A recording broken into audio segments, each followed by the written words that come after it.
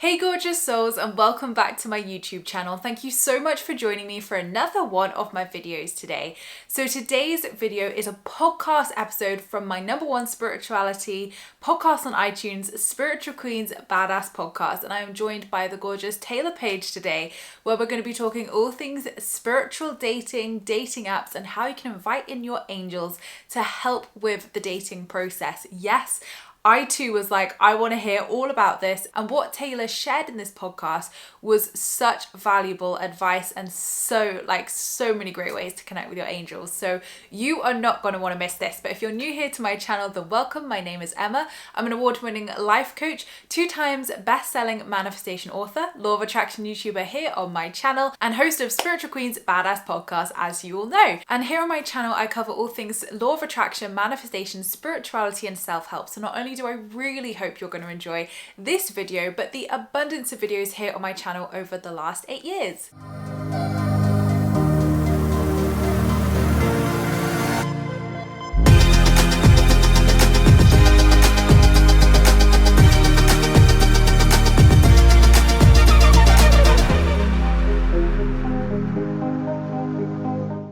So if you have been wanting to learn how to work with your angels more, or invite in your angels, or want that spiritual help when you're dating or when you're on dating apps, this is the podcast episode for you. And of course, if you want to watch any of the incredible guest interviews that I've done over the 5 years of my podcast, then I have a playlist here on my YouTube with all the amazing video interviews that you can watch at any time. And of course, if you want to listen to my solo cast episodes or the full extensive 250 episodes that we have now, you can find my podcast on all platforms that distribute podcasts, and there is a handy link below. But without further ado, let's get started with this week's podcast episode.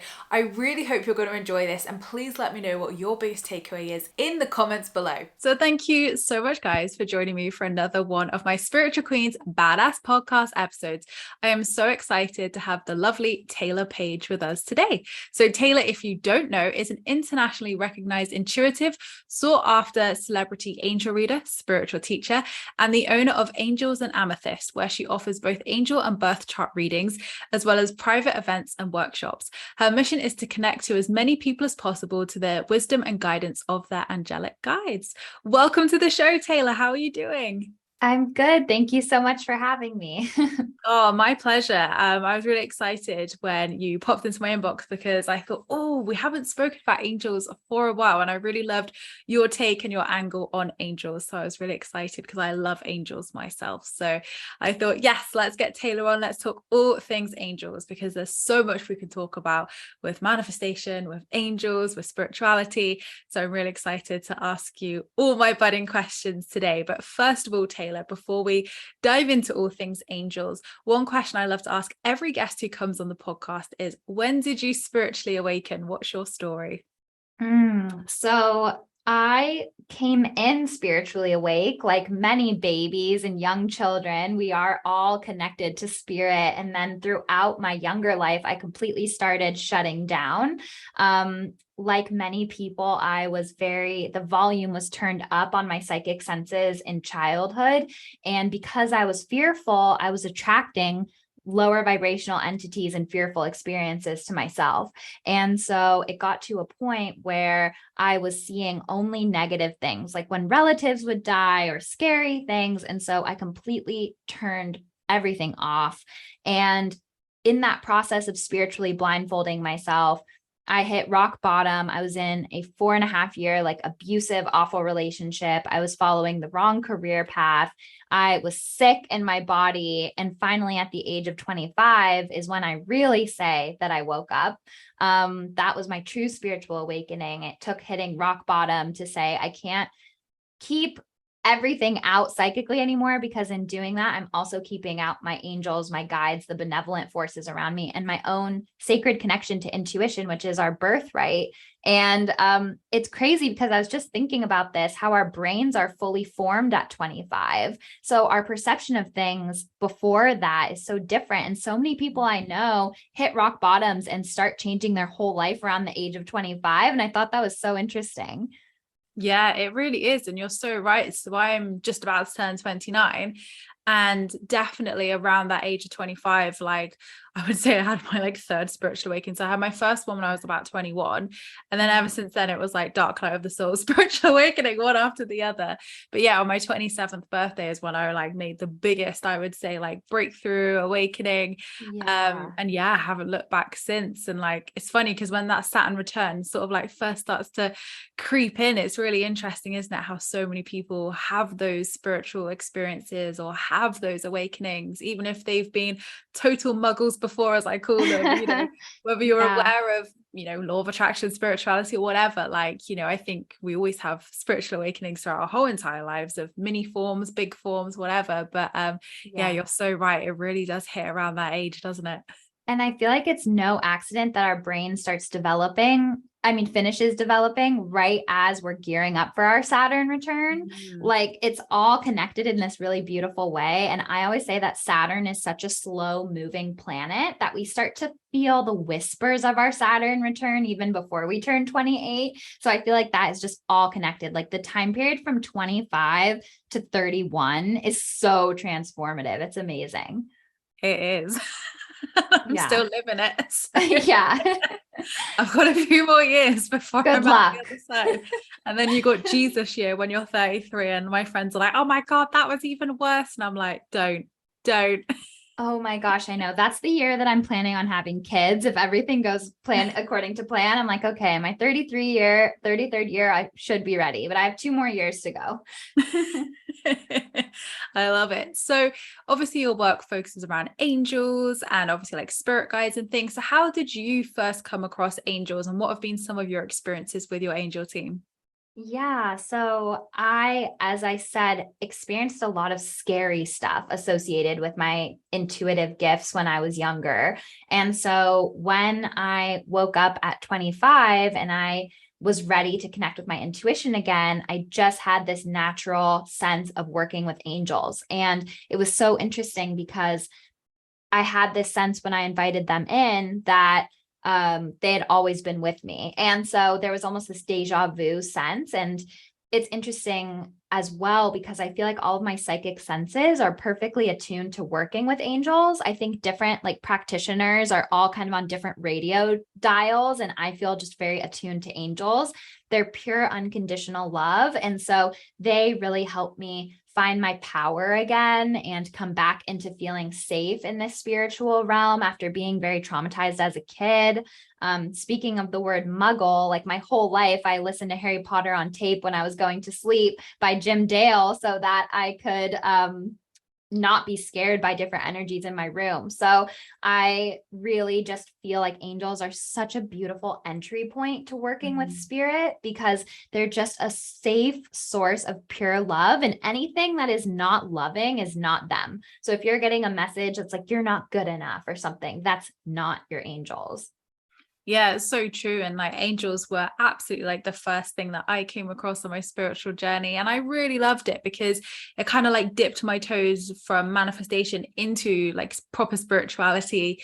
And it was really great because that love and that support and the guidance is just great. And, I involve the angels in so much of my work now, more so than probably other any elemental or guide, Wow. just because I've always felt so connected to them. And I think I've just felt not the biggest results, but like the biggest rewards from Yeah. working with them and having that beautiful connection. And I came across them through Kyle Gray's work. And then I've just literally become so obsessed with them ever since. And I know that my lovely listeners are also just as obsessed with angels. So it's lovely how, they communicate with us and you can work with them for so many different things, as well as having such a beautiful connection and relationship with them as well. So for anybody who's listening, who's wondering, okay, this all sounds great, I'd love to connect to my angels, what are some common signs that our angels are communicating with us? Yeah. So the very first thing, if you want to connect with your angels, is to invite them in out loud, because angels, as a source of pure unconditional love, recognize our free will. So by inviting them in, we allow them to send us signs, and we'll also be more awake to seeing their signs. So, of course, angel numbers are a sign that people are really in mass waves waking up to, which is so cool. And I always say that if you're seeing a lot of angel numbers, like everywhere, like 111, 222, 333 every day, and you're seeing all of them, that is your angels showing you glitches in the matrix and being like, hey, there's so much magic, like come connect with us. There's so many other angel signs as well. Butterflies, all winged animals are really connected with the angelic realm. Ladybugs, dragonflies, butterflies, doves, hawks even. But what I really like to say is when you're asking for signs from your angels, you don't have to be a passive recipient. You can also assign a sign that you'd like to see from them. And mine in the very beginning was purple hearts. I would say, angels, if you're around me, send me purple hearts. And I went into the first shop that I was in as a reader. And there was a huge purple amethyst right by where my reading station was. And it was a huge purple amethyst heart. And I was like, okay, I guess I'm in the right place. So by asking for specific signs, it gives room for your angels to create such amazing synchronicities. Yeah, absolutely. And like you say, it is setting the intention, it is asking, it is saying, hey, I'm here, show me that you're here. Because I hear so many angel teachers saying about the free will and how, you know, they can't sort of like step forward or intervene unless you're like open and saying, look, come in, support me, help me. So I think it's great that, you know, they are there to support us. And like you say, they're those beings of unconditional love who can just come in and wrap us up in love and help and support us. And, you know, like I feel that the most asked question in my inbox is always, Emma, I'm seeing 1111, what does this mean? And I'm like, trust your intuition, tune into yourself. What does it feel like to you when you see it? Like, obviously the universe is communicating, but how does it feel to you when you're seeing that sign? So it's lovely. Like, I remember the first time I started seeing 1111 and 333 and all the angel numbers, and it's so magical because you're like, I'm not doing this alone. I do have their support. They are here for me. So I think it's really beautiful. And how have your signs like evolved over time? Like obviously you said about purple hearts, but do they tend to give the same signs, or does it evolve? Do you get any signs that you weren't expecting at all? Yeah. So like any relationship, it gets stronger with time and you start to learn the language. You and your angels start to develop your own language with each other. So, as a professional in this space, they have a grid of signs that they send me while I'm in sessions. And I know, okay, this sign means new house. This sign means new beginning. This sign means you're at a crossroad. This sign means there's some element of death in this situation. So, I think as you go along, you can start what I call a miracle journal, where you can start to write down like, okay, I saw a butterfly like 3 times during this really intense moment of transformation, or this sign means that. And you can start making a log, and you can also start writing it down and saying, okay, angels, like anything I write in this notebook is an invitation for you to co-create with me. Every time I write in this notebook, my free will choice is that you co-create with me using these signs. And so you can just create your own language with them. And it's always surprising, and it's always deeper. Most of us start with one psychic sense online. For me, it was feeling. Feeling is my strongest psychic sense. I can feel things so deeply. And so then when I started working more with my angels, my clairvoyance started coming online, and I started hearing things, and then, knowing things. And so as you keep developing your psychic senses and working with your angels and trust your intuition, which I always say our intuition is the sum of all the times we've trusted ourselves. But the extra element of that is then acting on your intuition, because that's how you really strengthen it. Because if you trust yourself, you'll act on it. So once you start strengthening this, the signs will surprise you, because you'll open new pathways for your angels to communicate as your psychic senses come online and deepen. So maybe they'll start coming in through dreams. Maybe you'll meet a stranger on the street that has a message for you. There's such magical ways. And in general, working with angels, I always say approach it with playful curiosity. There's no way to do it right or wrong, but if you're in a state of playful curiosity and just openness, it's astounding how many cool synchronicities can come through that way. Totally agree. And thank you for sharing that practice as well. It sounds really cool. So I'm sure, well, I'm definitely going to try it, but I'm sure everybody listening will love trying that as well. So is there an angelic connection with dating? I have never thought of this before, but when it was a suggested question, I was like, I have to ask Taylor this because I would be so fascinated to know the answer. Yes. So there's a huge angelic connection with dating, because dating is really working out our issues. It's a huge spiritual practice of mirroring with another person, everything inside. And so this is like one of my specialties in the angelic world is fusing angelic intuition and navigating dating and love life. I've done so many love life readings. It's just something that I'm particularly super passionate about because I love love. And so when I was actually in the heart of my Saturn return, I did an angel reading on myself as I do each year for my birthday. My angels told me that my soulmate was around me this year and that if I like put myself out there, I would meet my soulmate this year.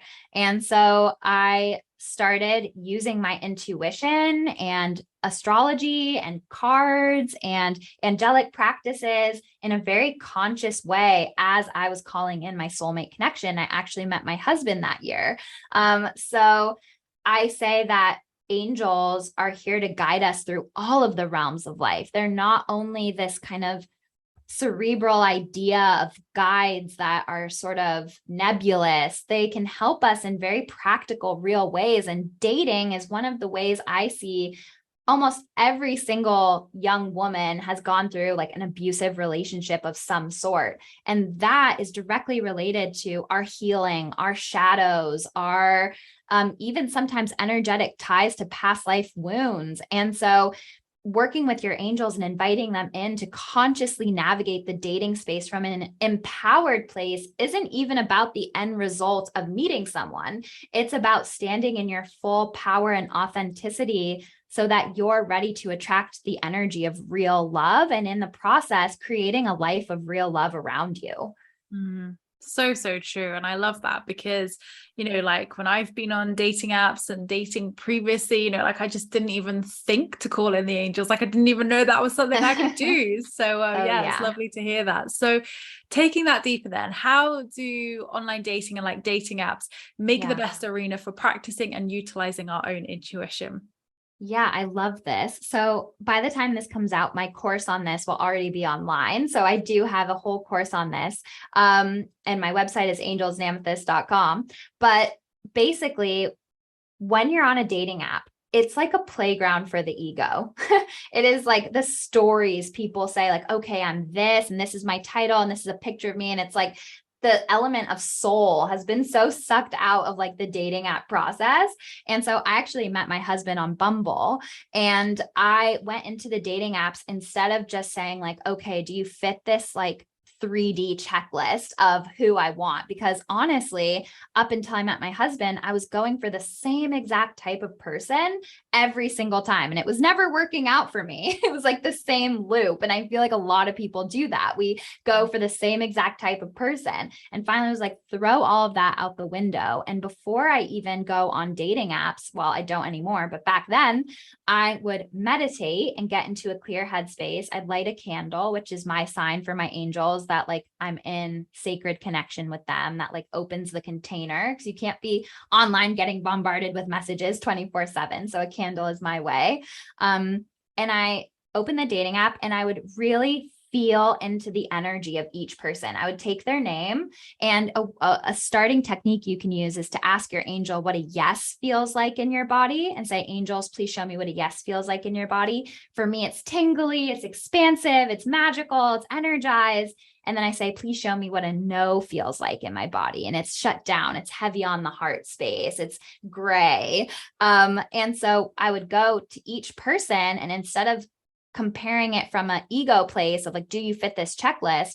I would first of all invite my angels in and say, okay, like say this person's name is John. How does John's energy alchemize with mine? What does that feel like? And I would see if it felt like a yes or a no. And quite honestly, it opened me to people that I would have immediately counted out, including my husband.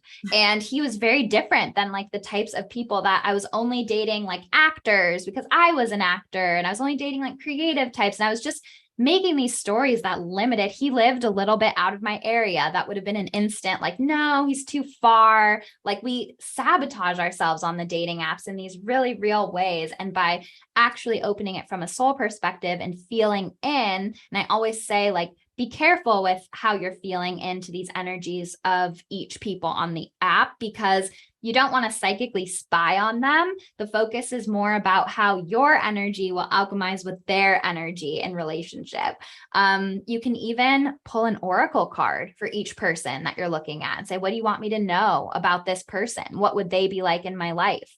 But that will open your perspective so much to how you're sabotaging potentially the most beautiful relationship in your life, because it doesn't come in the package that your ego's asking for. There's also archangels that you can work with to help you navigate and attract more love. Like Archangel Camuel is like the archangel associated with love. And before you open the apps, you can really fixate on that bright pink, beautiful energy of that archangel and come into a place and say, Archangel Camuel, help me see these people through your eyes. Help me see these people through the lens of love. There's so much to say on this, but that's just a tidbit of how you can approach it in a more conscious way.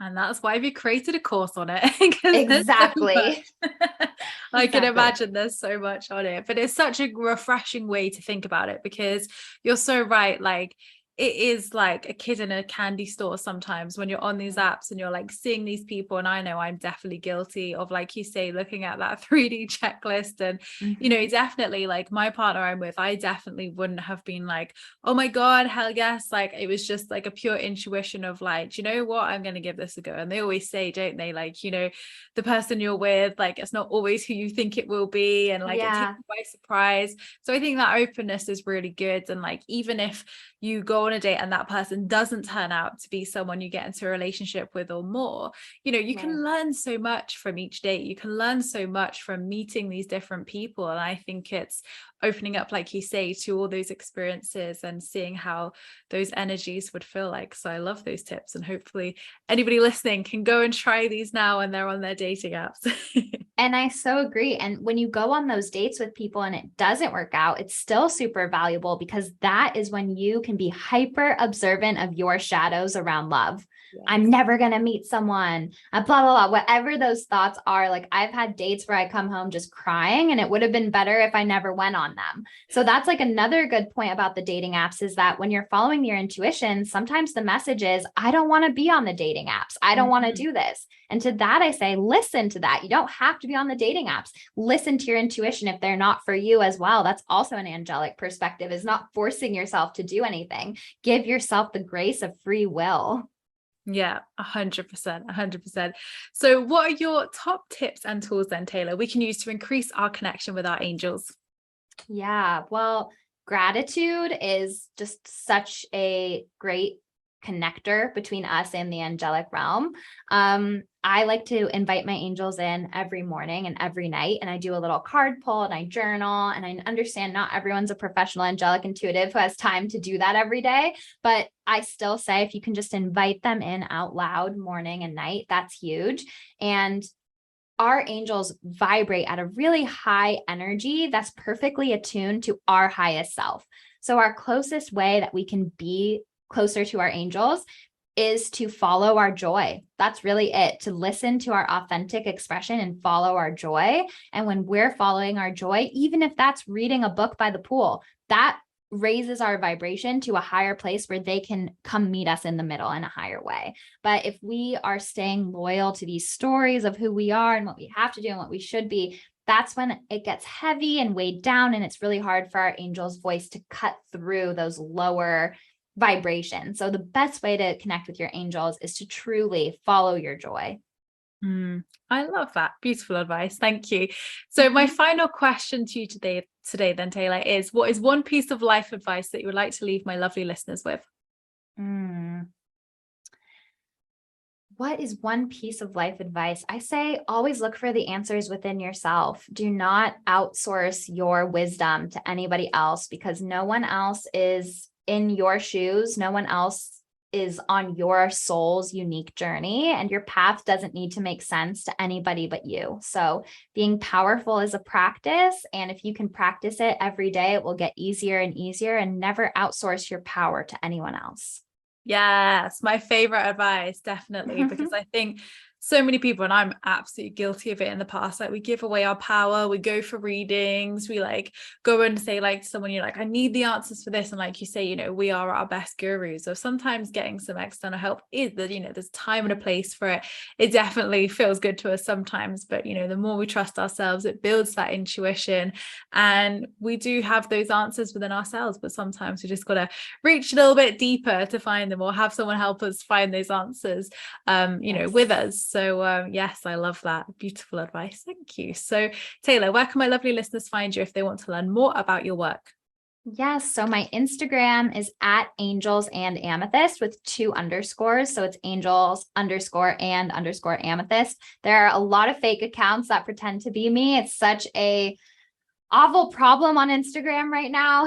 So I will never DM you. I'm on a waiting list. I will never ask you for money. The only way to book with me is through my website, which is angelsandamethyst.com. On my website, I also have a Be Your Own Angelic Intuitive workshop course that is pre-recorded, so you can take it at your own pace. And that has a lot of tips and tricks. And if you are looking to break into the spiritual world, Angels is such a safe place, and it's a great place for beginners to start. And even if you're not a beginner, it has a lot of useful tips and tricks to connecting with your angels. I also do a monthly gathering called Earth Angel Club, where I give an astrological update. I do a group reading for the people that are there, and I guide you through a guided angelic meditation that's attuned to the zodiac season that we're in. So a lot of stuff going on with me, but my website, angelsandamethyst.com, has all of that information. Amazing. And I will put a clickable link to Taylor's website in the description below, so you've got an easy, accessible link as well. But thank you so much, Taylor. I feel like I've learned so much from this podcast already. So I'm certain everybody listening has also taken away so many pearls of wisdom. So thank you so much for coming on and sharing all your amazing tips today. Thank you for having me. So I really hope you enjoyed that podcast episode. Let me know your thoughts below.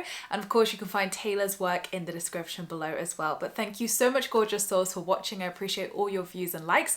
Don't forget to subscribe if you're new here, because I would love to see you again soon. Don't forget to leave me a comment in the comments box down below, because I reply to them all. And also don't forget you can join my free Law of Attraction support group over on Facebook, where you can join myself and other like-minded souls, where we talk all things Law of Attraction and spirituality. I hope you have a fabulous week, whatever you're up to, and I'll see you all in my next video, which will be on Friday. Lots of love.